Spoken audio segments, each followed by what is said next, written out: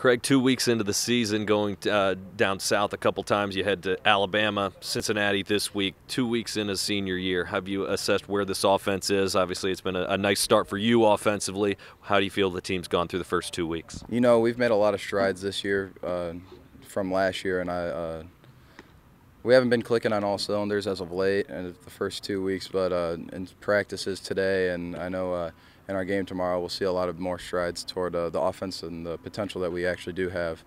I know me, Logan, and then getting Luke Miller back in the lineup this past week has really helped us, and we're really excited for what our offense can become. You've seen the young guys that have arrived on campus, obviously through fall ball and spring ball, now 2 weeks into the actual season. How do you like where a guy like Jeremy Houston, a Matt Lloyd, a newcomer obviously on the team, how have they kind of built their way into the lineup? How's that gone? Yeah, I mean, they're two good bats, and I mean, first weekends were pretty tough, facing some tough pitching, and then for them to hold their own and produce for us has been huge. How big is playing that tough competition those first 2 weeks?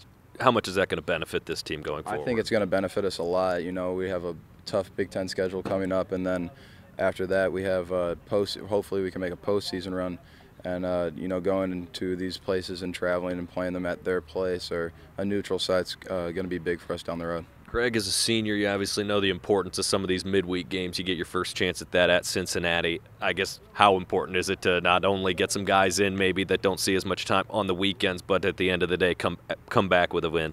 You know, it's big, especially like we said, going into their place and beating them there. It could really build a resume in our conference or in our schedule, and it's all about building that resume for the postseason to get maybe host a regional or all these little games count.